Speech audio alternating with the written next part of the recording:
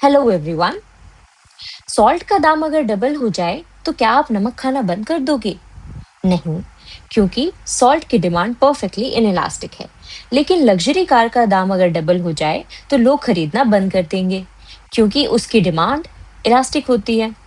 यही डिसाइड करता है कि गवर्नमेंट कौन सी चीज पे ज्यादा टैक्स लगाएगी, और यही डिसाइड करता है कि कंपनी अपना प्राइस कितना बढ़ा सकती है। डिग्री ऑफ इलास्टिसिटी इकोनॉमिक्स का एक प्रैक्टिकल कॉन्सेप्ट है। आज इसे हम अच्छे से समझते हैं। So what is degree of elasticity of demand then? When price of different commodities change, the quantity demanded of each commodity reacts in a different manner. जब किसी भी कमोडिटी की प्राइस चेंज होती है और अलग अलग कमोडिटीज की प्राइस में जब भी चेंज आता है, तो उनके जो रिस्पेक्टिव क्वांटिटी डिमांडेड है उसमें भी अलग अलग तरीके का चेंज आता है। जैसे डिमांड फॉर नीडल रिस्पॉन्सलेस, अगर जैसे डिमांड नीडल की प्राइस 1 रुपए से 2 रुपए हो जाती है, तो उसकी जो डिमांड है उसके अंदर बहुत ही कम चेंज आता है। क्यों? बिकॉज उसकी प्राइस ऑलरेडी ही वो 1 रुपए 2 रुपए, तो लोगों को इतना ज्यादा फर्क नहीं पड़ता है। तो इट रिस्पॉन्ड्स वेरी लेस। बल्कि और उसकी जगह हम एसी का देखेंगे, तो एसी की अगर प्राइस बढ़ जाती है तो उससे उसकी डिमांड में बहुत ज्यादा इफेक्ट आएगा कंपेयर टू नीडल, क्योंकि लोग उसको कंपैरेटिवली ज्यादा शिफ्ट कर जाएंगे, एसी कम खरीदेंगे। ठीक है। So the degree of responsiveness of quantity demanded to a change in price में differ, and hence elasticity of demand could also differ. कि डिग्री ऑफ रिस्पॉन्सिवनेस, जितना चेंज नीडल की प्राइस में आने से नीडल की डिमांड में आया था, उससे उससे अलग चेंज आता है जब एसी की प्राइस में चेंज आता है। तो इसी वजह से इलास्टिसिटी भी इन दोनों की अलग अलग होगी। तो कल हम लास्ट क्लास में हम देख चुके हैं इलास्टिसिटी ऑफ डिमांड का कॉन्सेप्ट अच्छी तरीके से। तो आज हम देखेंगे कि ये डिग्री ऑफ इलास्टिसिटी में कितना चेंज आता है किस चीज से। So there are different kinds of elasticities. There are basically 5 kinds of elasticities. सबसे पहली है perfectly elastic demand. When When there is an infinite demand at a particular price and demand becomes zero with a slight rise in the price, then demand for such a commodity is said to be perfectly elastic. अगर आप एक price पे किसी भी commodity की demand तो infinite है, और जैसे ही उसकी प्राइस के अंदर थोड़ा सा भी राइज आता है, थोड़ा सा भी चेंज आ जाता है, तो the demand becomes zero. So ये तो बहुत ही ड्रास्टिक चेंज आ रहे हैं। So this kind of demand is known as perfectly elastic demand. For example, जैसे प्राइस ₹30 है, ठीक है, तो क्वांटिटी डिमांडेड 100 रुपए था। फिर price remains 30 only, but quantity demanded बढ़ गई, वो 200 से 200 हो गई, and then price remain the same, the quantity demanded increase to 300। So this is infinite demand, right? एक ही प्राइस के ऊपर बहुत सारी डिमांड्स हैं। तो इसका जो डिमांड कर्व है वो कैसा बनेगा? वाई एक्सिस पे हमारा प्राइस है, एक्स एक्सिस पे क्वांटिटी डिमांडेड है, and this is p for price. और यहाँ पे हमारे quantity demanded is parallel, the demand graph is parallel to x axis. क्यों? क्योंकि इसी सेम प्राइस पे 30 की प्राइस पे ही, सपोज ये 30 है, इस 30 की प्राइस पे ही अलग अलग क्वांटिटी डिमांडेड है, राइट? आप कहीं पे भी ड्रॉ कर लो, तो इनफाइनाइट डिमांड है। सो इस केस के अंदर elasticity of demand is infinite. ठीक है। So this is perfectly elastic demand. आप कहो कि मैम इसका रियल लाइफ एग्जाम्पल आप दीजिए, तो real life example, this is N hypothetical case, तो इसका कोई रियल लाइफ एग्जाम्पल मैं ज्यादा बना नहीं सकती हूँ। In real life this doesn't happen. ठीक है। ये बस एक एक्सट्रीम केस हमको दिखाने के लिए है कि ऐसा भी हो सकता है किसी कमोडिटी के केस के अंदर। This is just text book example. आपको रियल लाइफ में ये केस बहुत ही रेयर मिलता है, नहीं ही मिलता है generally. Okay, then perfectly inelastic demand. When there is no change in demand with change in price, then demand for such a commodity is said to be perfectly inelastic. ये उसका just opposite है, perfectly in elastic. Elastic मतलब जो ज्यादा shift करे, in elastic मतलब जो उतना ही कम शिफ्ट करे, ठीक है, जिसमें कम चेंज आता है। तो जब किसी भी कमोडिटी की डिमांड में उसकी प्राइस में चेंज आने की वजह से कोई भी डिमांड में चेंज नहीं आता है, quantity demanded remains the same, वो स्टबन है, अपनी ही जगह पर रहेगी, then it is known as perfectly inelastic demand. That price can go wherever it wants, up और down, but the quantity demanded doesn't change at all. So इस case में हमारा डिमांड शेड्यूल कैसा दिखेगा? सपोज प्राइस और quantity demanded है, price increase from 20 to 30 to 40, but quantity demanded remains same. 20 पे 100 है, 30 पे भी 100 है, एंड 40 पे भी 100 ही है। तो इस केस के अंदर इलास्टिसिटी क्या हुई हमारी? Elasticity will be zero in this case. और ग्राफ कैसा बनेगा? डिमांड कर्व कैसा बनेगा हमारा? वाई एक्सिस पे हम प्राइस लेंगे एज यूजुअल, एक्स एक्सिस पे हम क्वांटिटी डिमांडेड लेंगे। प्राइस कैन चेंज, तो अब it will be parallel to y axis, ठीक है, my demand curve is parallel to y axis, और यहाँ पे प्राइस चेंज हो सकती है, ये 20 थी, ये 30, ये 40 हो गई, ये 30 हो गई, ये 20 हो गई, ठीक है, बट क्वांटिटी डिमांडेड तो सेम ही है, जो लोग उसको डिमांड कर रहे हैं वो सेम है। इसका भी रियल लाइफ एग्जाम्पल ढूंढना is very very tough, but आप ऐसे समझ सकते हो कि मेडिसिन में भी टू सम एक्सटेंट जो लाइफ सेविंग ड्रग्स हैं उनके केस के अंदर उसका प्राइस कितना भी ऊपर नीचे हो जाए, but quantity demanded remains the same, उसमें बहुत ज्यादा डिफरेंस नहीं आता है। तो ये भी बहुत ही क्लोजेस्ट एग्जाम्पल, एकदम परफेक्ट एग्जाम्पल रियल लाइफ में ढूंढना इसके लिए भी मुश्किल है, because this is an extreme case, okay, ideal case. Then third, अब हम ज्यादा रिलेटेबल पे आ गए। So third is highly elastic demand. When percentage change in the quantity demanded is more than the percentage change in price, then demand for such a commodity is said to be highly elastic. Simply जैसे हमारा formula था, आपको याद है elasticity of demand का formula क्या था, percentage change in quantity demanded upon percentage change in price of the commodity.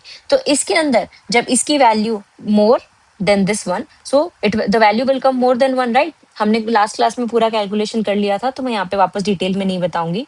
So when ED's value is more than one, जब डिमांड के अंदर ज्यादा चेंज आता है compare to the change in price, then it is known as a highly elastic demand. इसको हम relatively elastic demand भी कहते हैं, ठीक है। सो ठीक है, अब इसका हम कैसे बनाएंगे हमारा schedule. So the price and then quantity demanded, price decrease हुआ है फ्रॉम 20 to 10, और ये 200 होगा, यस। एंड जो क्वांटिटी डिमांडेड में इंक्रीज हुआ है, प्राइस फॉल हुआ है, तो quantity demanded is going to increase, 100 से ये 200 हो गई है। तो इसी केस के अंदर अब हमारा इस केस में हमारी quantity demanded is more, so elasticity of demand is more than 1। और हमारा डिमांड का ग्राफ कैसा बनेगा, वाई एक्सिस पे प्राइस है, एक्स एक्सिस पे हमारी क्वांटिटी डिमांडेड है। So it is going to be a normal demand curve, but it is a little flatter. Flatter का मतलब क्या होता है कि ये थोड़ा सा ऐसे फ्लैट है, जैसे ये स्टीप स्लोप होता है, this is steeper slope and this is flatter slope, ठीक है। तो वो कम स्लोप है इसके अंदर, I hope you get it. So this is my demand curve for highly elastic demand. इसके अंदर प्राइस के अंदर चेंज आया है फ्रॉम P से P1, ठीक है, प्राइस हमारी कम हो गई है, तो ये देखो ये इतना चेंज है, एंड Q से Q1 क्वांटिटी डिमांडेड के अंदर जो चेंज आया है वो कंपैरेटिवली मोर है, you can see that this is lesser and this is comparatively more, so it is a highly elastic demand, or you can also call it some relatively elastic demand. अगर exam में ये लिखा आता है तो then also it is talking about highly elastic demand only, okay. Then the next case is, अच्छा ये इसका एग्जाम्पल क्या है, इसका एग्जाम्पल है हमारे नॉर्मली कि एग्जाम्पल में आप लिख सकते हो एसी की डिमांड जो है, ठीक है। अगर एसी की डिमांड हमारी कम हो, प्राइस कम हो जाती है, सपोज अभी एसी आता है 35,000 रुपीज का, और उसकी जो प्राइस है वो कम होके 30,000 रुपीज आ जाती है, तो उसके कारण क्या होगा, जो उसकी रिलेटिव डिमांड के अंदर चेंज आएगा, it is going to increase comparatively more. पहले सपोज 1 लाख लोग एसी खरीद रहे थे, and now people like 1.5 lakh people are going to buy AC because of this fall in price, क्योंकि अब उनके लिए भी वो कंपैरेटिवली चीपर हो गया है। ये सब चीजें हम देख चुके हैं फैक्टर्स अफेक्टिंग डिमांड के अंदर, ठीक है। तो there may be different reasons, but उसके कारण अगर ज्यादा चेंज आता है तो it is a relatively elastic demand. I hope it is clear to everyone. Then less elastic demand हम देखें तो क्या है, less elastic demand is when percentage change in the quantity demanded is less than percentage change in price, then demand for such a commodity is said to be elastic or less elastic or inelastic demand, ठीक है। तो वही हमारा formula जो कल elasticity का था, that is percentage change in quantity demanded upon percentage change in price. तो इसके अंदर अगर ये कंपैरेटिवली क्वांटिटी डिमांडेड का परसेंटेज चेंज कम है compare to the change in price, then it is going to the value is going to be less than 1, so it is an less elastic demand. तो यहाँ पे ED की value क्या होगी हमारी, it will be less than 1। इसका schedule कैसे बनाएंगे हम, price and quantity demanded. So price falls from 20 to 10, but जो क्वांटिटी डिमांडेड में इंक्रीज आया है इट इज ओनली 20, तो ये कंपैरेटिवली कम इंक्रीज आया है, right. So this is my relatively inelastic demand. इसका हम अगर डिमांड ग्राफ बनाएंगे तो वो कैसे बनेगा, वाई एक्सिस पे प्राइस है, एक्स एक्सिस पे क्वांटिटी डिमांडेड है, ठीक है. सो अब this will be a steeper curve. Okay, so the quantity demanded curve here, sorry my demand curve here is going to be steeper. वो और भी ज्यादा स्टीप होने वाला है. सो प्राइस देखो, प्राइस यहाँ पे फॉल हुआ पी से P1 पे. ओके, पी से P1 पे प्राइस में ज्यादा फॉल है. देखो 20 से 10 हो गया. एंड क्वांटिटी डिमांडेड में कंपैरेटिवली बहुत ही कम चेंज आया है. तो this shows this is more and this is less. This shows that it is an less elastic demand. जैसे उसको हम रिलेटिवली इलास्टिक डिमांड कह रहे थे, इसको हम रिलेटिवली इन इलास्टिक डिमांड भी कह सकते हैं. Okay, in elastic demand. अगर क्वेश्चन के अंदर रिलेटिवली इन इलास्टिक डिमांड आ जाता है, लेस इलास्टिक डिमांड आता है, या फिर इन इलास्टिक डिमांड भी लिखा जाता है, तो it means the same. Okay, in elastic demand का हम मतलब, आई एम सॉरी, से परफेक्टली इन इलास्टिक नहीं समझते हैं. सिर्फ इन इलास्टिक लिखा है उसका मतलब है लेस इलास्टिक ओनली. और अगर हाईली इलास्टिक के लिए सिंपली इलास्टिक वर्ड भी हम यूज कर लेते हैं, या फिर रिलेटिवली इलास्टिक भी यूज कर लेते हैं. ठीक है, because these two earlier ones I told you ना कि this is imaginary case, this is, और ये परफेक्टली इलास्टिक वाला और इन इलास्टिक वाला दोनों ही इमेजिनरी केसेस हैं. इसीलिए रियल लाइफ में जब इलास्टिक यूज हो रहा है तो it is highly elastic, and than less elastic use हो रहा है, इन इलास्टिक यूज हो रहा है, तो then it is less elastic demand. I hope it is clear to everyone. इसका एग्जाम्पल क्या होगा? ऐसे कौन से कमोडिटीज हैं जिसके अंदर इन इलास्टिक डिमांड होती है कि प्राइस में चेंज आ गया, फिर भी क्वांटिटी डिमांडेड में कंपैरेटिवली लोग कम ही चेंज करते हैं. It is example, best example can be necessity goods. जैसे आपके जो आप डेली नेसेसिटी में यूज करते हो, आपका wheat, rice, okay, dal, these goods. इसको क्योंकि इनके प्राइस अगर बढ़ भी जाते हैं तो भी आप खाना खाना तो नहीं छोड़ोगे, तो आप comparatively you might shift to other goods, कि आप व्हीट के साथ में आप थोड़ा बाजरा भी खरीद लोगे, अदर सीरियल्स भी आप ले लोगे जो कंपैरेटिवली चीपर है. बट आप इसको बिल्कुल एलिमिनेट नहीं करोगे, उसकी क्वांटिटी डिमांडेड में कंपैरेटिवली थोड़ा सा कम ही चेंज आता है, because this is your part important for your necessity. ठीक है, देन ये होगी less elastic demand. Then unitary elastic, this is another case. Unitary elastic means when percentage change in quantity demanded is equal to percentage change in the price. Then the demand for such a commodity is said to be unitary elastic. जब जितना quantity demanded में change आया है उतना ही जितना price में change आया है उतना ही quantity demanded में change आएगा, equal होगा. तो value क्या आ जाएगी? 1, क्योंकि percentage हम दोनों को ऊपर नीचे से divide करेंगे तो value 1 आएगी. So here the ED is going to be 1.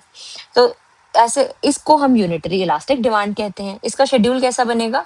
Price and quantity demanded. Price में 20 से 10 का चेंज आया है, एंड देन दिस इज 100 से 150 का चेंज आया है. ओके, अब हम इसको कैलकुलेट करेंगे. वो मैं कल इलास्टिसिटी की क्लास में पूरा कैलकुलेट करके बता चुकी हूँ, तो आज हम इसको कैलकुलेट नहीं करेंगे कि कितना परसेंटेज चेंज है. So it is same only. So the percentage change here is equal to this one. तो अब हम देखें इसको हम ग्राफ कैसे बनाएंगे. y एक्सिस पे हमारा प्राइस है, x एक्सिस पे क्वांटिटी डिमांडेड है, और इसका ग्राफ बनता है, इसको बोलते हैं हम हाइपरबोले वाला. Demand curve here is hyperbolic graph. Okay, what does this mean? कि the area under this graph is equal. Okay, इसीलिए हाइपरबोले अगर आपका कोई भी फिगर है, ग्राफ है, कर्व है, तो the area under it has equal area. ठीक है, तो प्राइस, अब इसके अंदर क्या चेंज आया हमारा? सो देखो, the price reduced from P से P1 एंड क्वांटिटी डिमांडेड भी इंक्रीज हो गया है Q से Q1. तो this value and this is almost same. यहाँ पे थोड़ा सा डिफरेंस मेरे इसमें दिख सकता है, but it is going to be same, तभी ये वैल्यू 1 आएगी. ओके, सो ध्यान रखना कि आप यूनिटरी इलास्टिक के अंदर ऐसा वाला ग्राफ ना बनाओ. It is a hyperbolic graph only. ठीक है, I hope it is clear to everyone. तो हमारी इलास्टिसिटी, डिग्री ऑफ इलास्टिसिटी हमने कंप्लीट कर लिया है. इसका एग्जांपल कुछ चीजों के अंदर आप ढूंढ सकते हो, बट ऐसे एकदम एग्जैक्टली परफेक्ट एग्जांपल ढूंढना भी इसके लिए मुश्किल है, बिकॉज थोड़ी सी वैल्यूज ऊपर नीचे रियल लाइफ में हो जाती हैं. तो रियल लाइफ में less elastic and more elastic he possible ज्यादा होते हैं. यूनिटरी इलास्टिक भी पॉसिबल है, बट फॉर फ्यू गुड्स, किसी पर्टिकुलर कंज्यूमर की डिमांड को लेके ही हम इसको कैलकुलेट कर सकते हैं. बट पूरे मार्केट को देखते हुए इतना परफेक्टली वैल्यूज आना थोड़ा मुश्किल होता है. ठीक है, सो एक टिप है आप लोगों के लिए, that flatter the curve more the elasticity. अगर आपको एग्जाम में सिर्फ 2 कर्व्स आ जाए और कंपेयर करने के लिए बोल दिया जाए कि किसकी इलास्टिसिटी ज्यादा है, मैं एग्जांपल में 3 कर्व बनाती हूँ, ठीक है। So this is one demand curve, this is another demand curve and this is another demand curve. तो इन तीनों में से किसकी ज्यादा इलास्टिसिटी है? सबसे ज्यादा इलास्टिक होगा ये वाला। क्यों? Because this is more flatter compare to these two. And सबसे ज्यादा इन इलास्टिक कौन सा है? So this is the most inelastic demand curve. Okay, so the flatter the curve the more the elasticity. आप ऐसे भी याद रख सकते हो, देखो हमने परफेक्टली, जो हमारा परफेक्टली इलास्टिक डिमांड थी उसके अंदर ऐसा वाला कर्व बन रहा था, ठीक है, क्योंकि demand curve was parallel to x axis. And perfectly inelastic वाले के अंदर वाई एक्सिस से पैरेलल वाला डिमांड कर्व बन रहा था। तो सी, क्योंकि परफेक्टली इलास्टिक का मतलब क्या है? प्राइस में कितना भी चेंज, प्राइस में थोड़ा सा चेंज आने पे भी क्वांटिटी डिमांडेड में बहुत ज्यादा चेंज आ सकता है, ठीक है, इनफाइनाइट चेंज आ जाता है।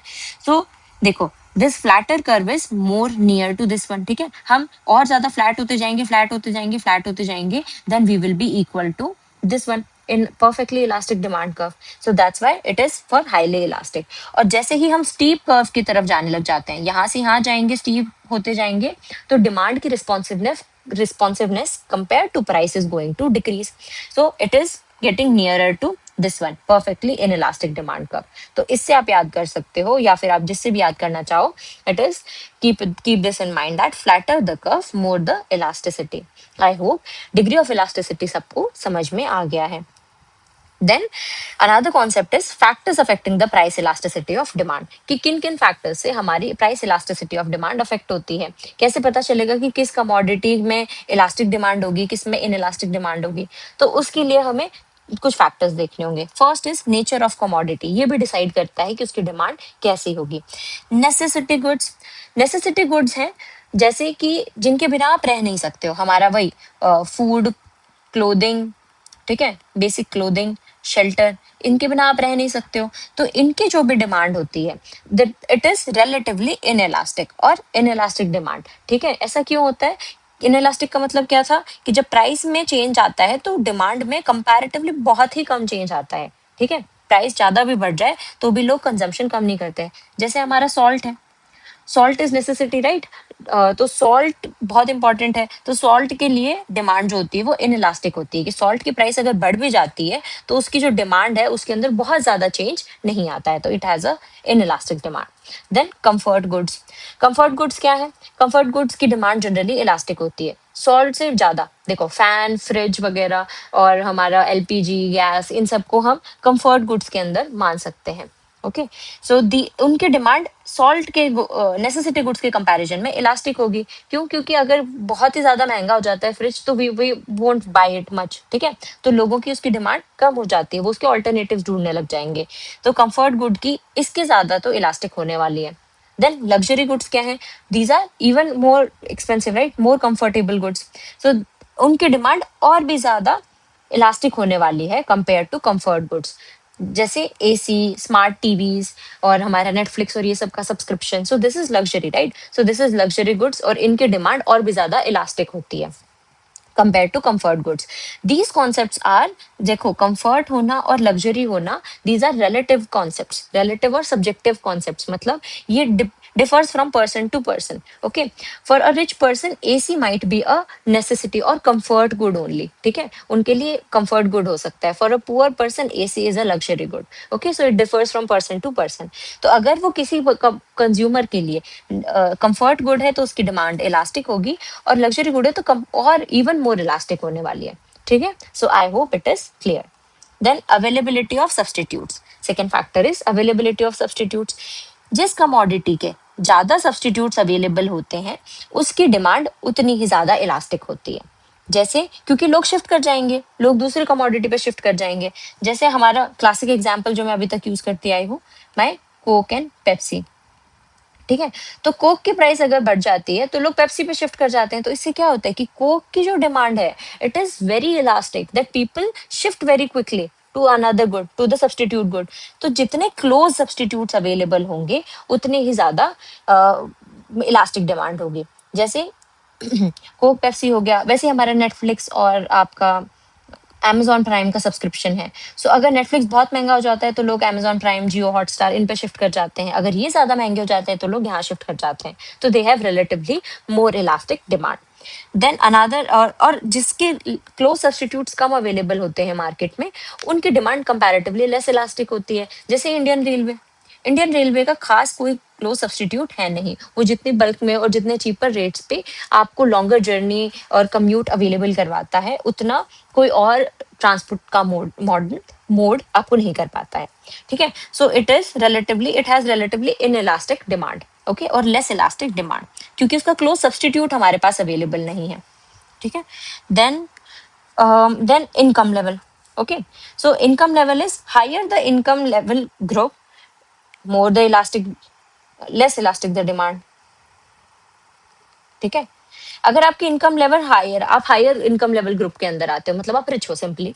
अगर आप रिच पर्सन हो तो आपकी जो डिमांड होगी वो कंपैरेटिवली इन इलास्टिक होगी। क्यों? क्योंकि आपको उतना, आपके पास सफिशिएंट इनकम है, तो प्राइस के चेंजेस से आपके लाइफस्टाइल के अंदर बहुत ज्यादा चेंज नहीं आएगा। आप किसी भी कमोडिटी की डिमांड के अंदर बहुत ज्यादा चेंज नहीं आएगा, you won't be affected much. But for a poor person price affects a lot. ठीक है, तो उनके लिए जो डिमांड होगी, for a poor person the demand is more elastic.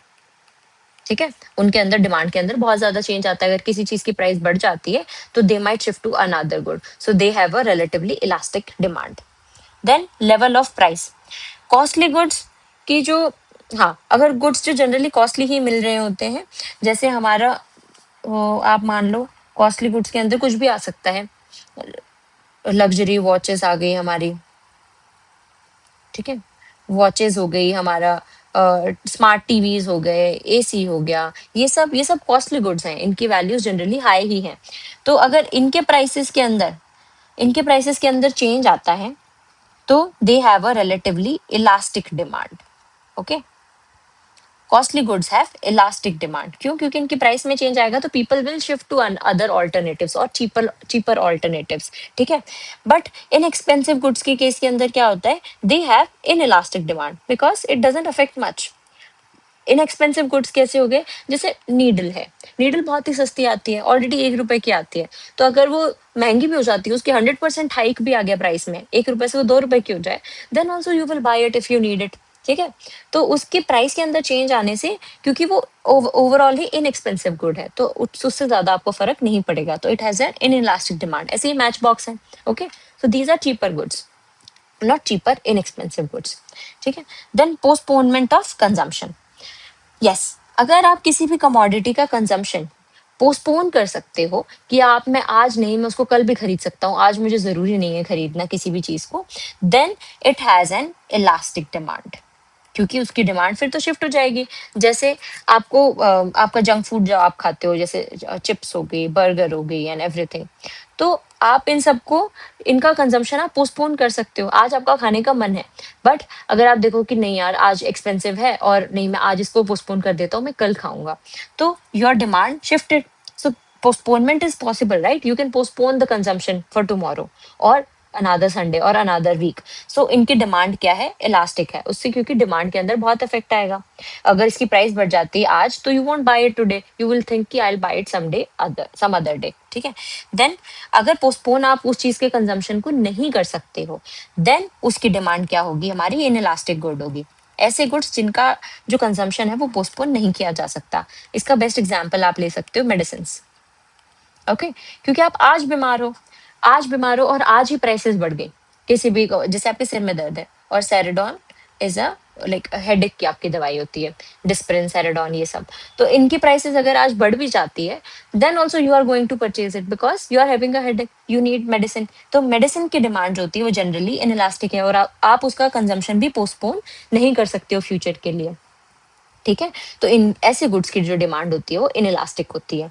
Then number of uses, अगर किसी कमोडिटी के नंबर ऑफ यूजेस मोर है, ज्यादा है, तो उसकी डिमांड होगी इलास्टिक डिमांड। क्यों है ऐसा? क्योंकि आप उसके नंबर ऑफ यूजेस को कट डाउन कर दोगे। एग्जाम्पल, हम इलास्टिक सॉरी इलेक्ट्रिसिटी है ना, इलेक्ट्रिसिटी के केस में क्या होता है, इलेक्ट्रिसिटी के बहुत सारे यूजेस हैं। आपके घर में इलेक्ट्रिसिटी है, उससे आप फैन, एसी, फ्रिज सब कुछ चलाते हो। ओके, और अगर इलेक्ट्रिसिटी के चार्जेस बहुत ही इलेक्ट्रिसिटी एक्सपेंसिव हो जाती है, then what you do, you cut down the consumption. आप कहते हो कि नहीं, बाहर जाते हुए एसी बंद कर दो, फ्रिज फैन बंद कर दो, और लाइट्स आप ऑफ रखते हो, जितने आप नेचुरल लाइट में काम कर सकते हो आप उतना करोगे, you want use more of electricity. So it has elastic demand, क्योंकि उसके बहुत सारे यूजेस हैं, तो आप जो अननेसेसरी यूजेस हैं और जो लेस इंपॉर्टेंट यूजेस हैं आप उन्हें कट डाउन कर देते हो, you keep it two important uses only. ठीक है। देन नंबर ऑफ यूजेस अगर किसी कमोडिटी के कम है, मतलब अब उसको सिर्फ एक ही चीज के लिए यूज करते हो, तो उसके केस में डिमांड इज रिलेटिवली इनइलास्टिक।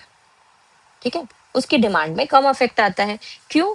क्योंकि आप उसका कंजम्पशन कम ही नहीं कर सकते, शिफ्ट नहीं कर सकते हो। ठीक है, जैसे आपकी जो भी है बुक्स हैं, बुक्स का एक ही काम है, आप उनसे पढ़ सकते हो सिर्फ। ठीक है, तो उनका सिर्फ एक ही काम है पढ़ने के लिए, तो उसकी जो डिमांड होगी वो इनइलास्टिक होगी comparatively. I hope it is clear. Then share in total expenditure. Yes, अगर कि आप किसी भी कमोडिटी जिसकी हम बात कर रहे हैं, जो कमोडिटी आप खरीदना चाहते हो, उसका आपके टोटल एक्सपेंडिचर के अंदर कितना शेयर है, ये भी डिसाइड करता है कि वो कितनी इलास्टिक या इनइलास्टिक डिमांड होगी आपके लिए। जैसे अगर greater the proportion in your total expenditure, then it is going to have elastic demand. जैसे कि आपका रेंट हो गया। ओके, नहीं, रेंट तो आपको देना कंपलसरी हो जाएगा।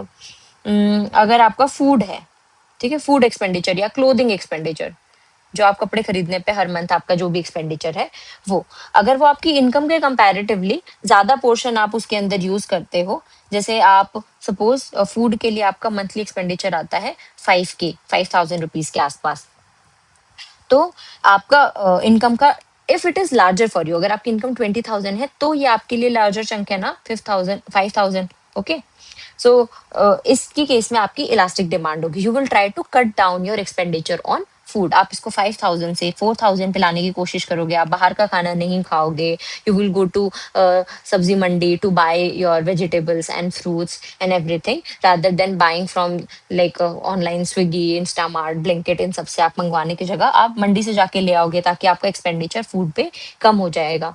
Okay, so this is greater the proportion as आपकी इनकम के प्रोपोर्शन में, अगर उस पर आप ज्यादा स्पेंड करते हो तो उस कमोडिटी की प्राइस आपके लिए, डिमांड आपके लिए इलास्टिक होगी।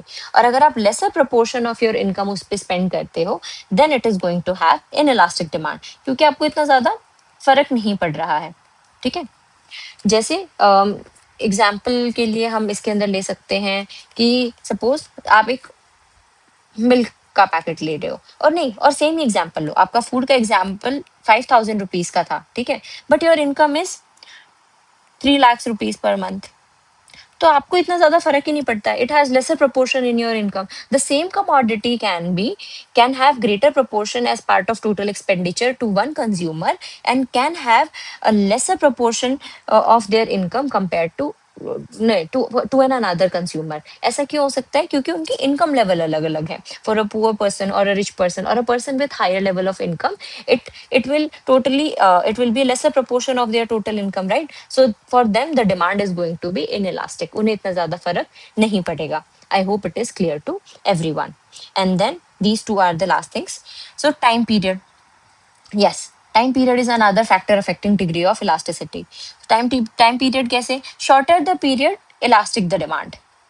ठीक है, शॉर्टर पीरियड में इलास्टिक डिमांड होती है। जैसे किसी भी चीज के अंदर, अब मेरे पास पीरियड यही है कि मुझे 1 महीने के अंदर मेरा कंजम्पशन देखना है, ठीक है, तो 1 महीना is a short period for me comparatively. ठीक है, तो उसके अंदर अब मैं किसी चीज की डिमांड को पोस्टपोन कर सकती हूँ, मैं उनकी डिमांड पोस्टपोन कर दूंगी, या फिर मैं अपना एक्सपेंडिचर कट डाउन कर सकती हूँ 1 महीने के लिए, तो किसी भी चीज पे।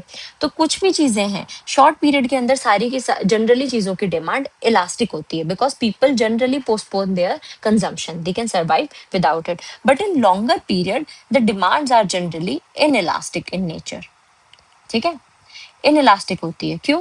क्योंकि आप एवरेज ले लोगे तो वो वापस उतना ही हो जाता है। आप कितना पोस्टपोन करोगे किसी चीज के कंजम्पशन को? ठीक है, आपने नेक्स्ट मंथ के लिए तो आप पोस्टपोन कर सकते हो, बट आपको नेक्स्ट मंथ तो वो चीज कंज्यूम करनी ही पड़ेगी, राइट? तो पोस्टपोनमेंट की भी लिमिट है, सारी चीजों की लिमिट है, इसलिए आप ओवरऑल 10 years की पीरियड में मैं देखूंगी तो demand for a commodity is going to be comparatively inelastic.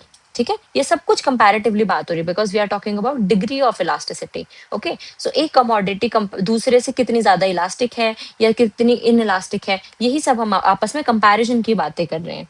ठीक है, so I hope it is clear. Then the last factor is habits. Yes, habitual goods की जो डिमांड होती है, अगर आपको किसी कमोडिटी की आदत हो रखी है देन उसकी demand is going to be inelastic. जैसे लोगों को टोबैको कंज्यूम करने की आदत होती है, tobacco, cigarette, okay, then alcohol. So these goods, आपको इनकी अगर आदत है तो your demand is going to be inelastic, you can not leave it. भले ही उसकी प्राइस कितनी ही बढ़ जाए, उस पर कितना ही सरकार टैक्स लगा दे, तब भी आप उसकी ज्यादा डिमांड करोगे because it is part of your habit.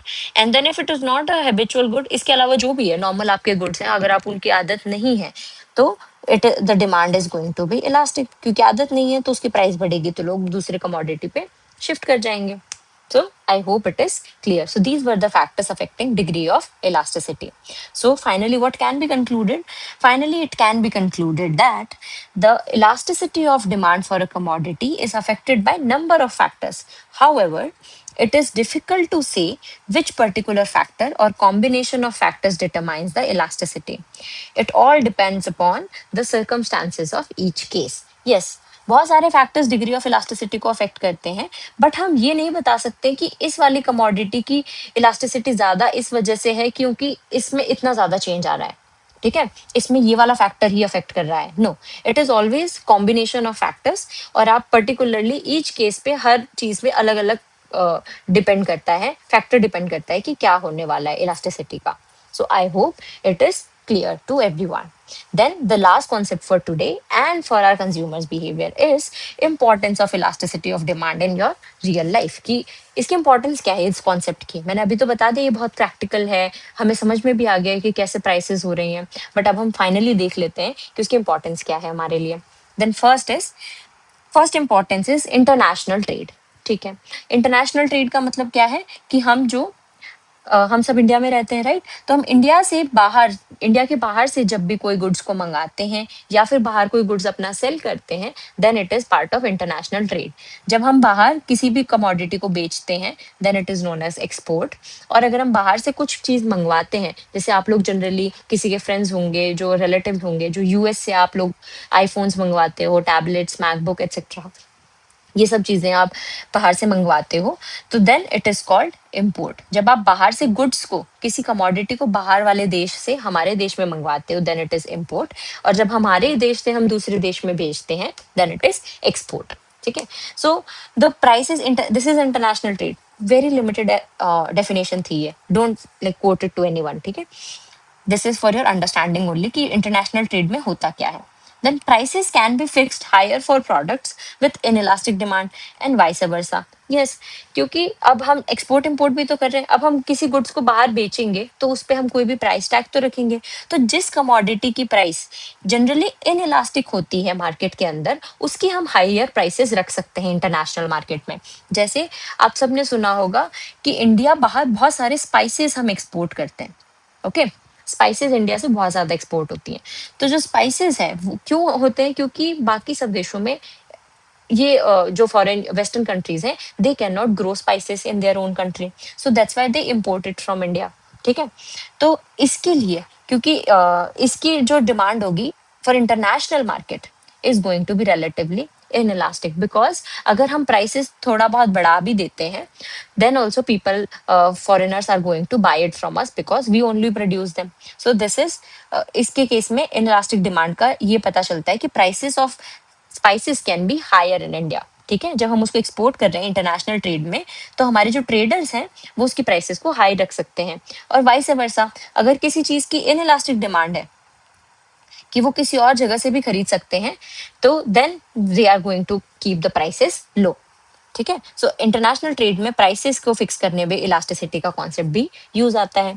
Then formulation of government policies. Yes, government अपनी पॉलिसी फॉर्म करते हुए भी दिस इलास्टिसिटी ऑफ डिमांड का ध्यान रखती है कि किस चीज की, किस कमोडिटी की कितनी इलास्टिक या इनइलास्टिक डिमांड है। स्पेशली टैक्सेशन पॉलिसी जो है गवर्नमेंट की, जैसे government can impose higher taxes on good with inelastic demand, यही सेम बात है, क्योंकि लोगों के पास ऑल्टरनेटिव नहीं है, लोग उसे खरीदेंगे ही। जिस कमोडिटी की डिमांड इन इलास्टिक होती है प्राइस चेंज के रिस्पेक्ट में, उन पे generally government can has the freedom to impose higher taxes. जैसे नेसेसिटी गुड्स हैं, ओके, नेसेसिटी गुड्स हैं, उसके ऊपर गवर्नमेंट चाहे तो ज्यादा टैक्स लगा सकती है।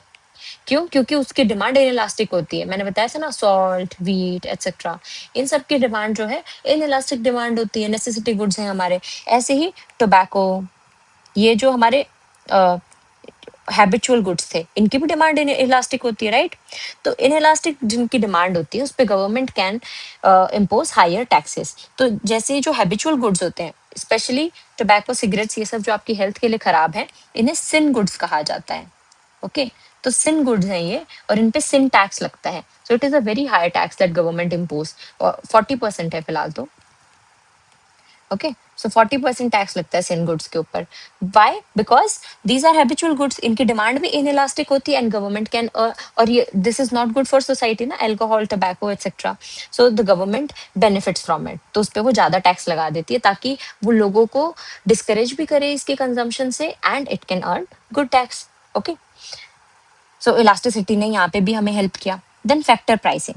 फैक्टर प्राइसिंग क्या है? हमारे 4 फैक्टर्स ऑफ प्रोडक्शन है, उनके बारे में है ये। Elasticity of demand helps in determining price to be paid to the factors of production. Share of each factor in the national product is determined in proportion compared to other factors, then then it will attract more rewards.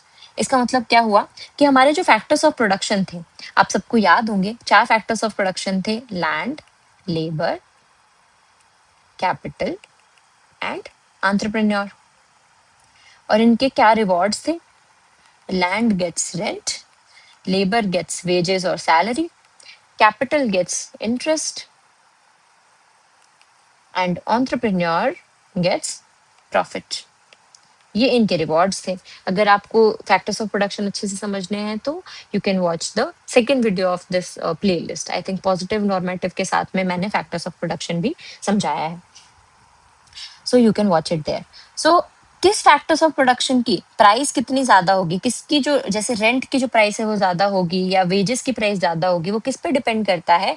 It is also depend, it is determined by elasticity, की उसकी availability, कि उसकी price बढ़ने से उसकी जो demand है उसमें कितना ज्यादा चेंज आता है। This also affects factor pricing, the price these factors are going to gate.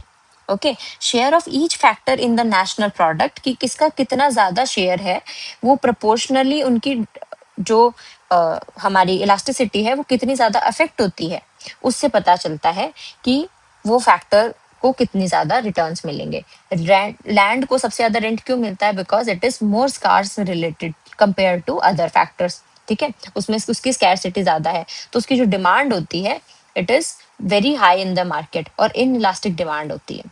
तो इसके कारण जो रेंट है, रेंट की प्राइसेस जो होती हैं वो जनरली हाई होते हैं। लैंड को क्या मिलता है रिटर्न में? रेंट, तो it is higher. I hope it is clear. Then decisions of monopolist. जो मोनोपोलिस्ट क्या होते हैं?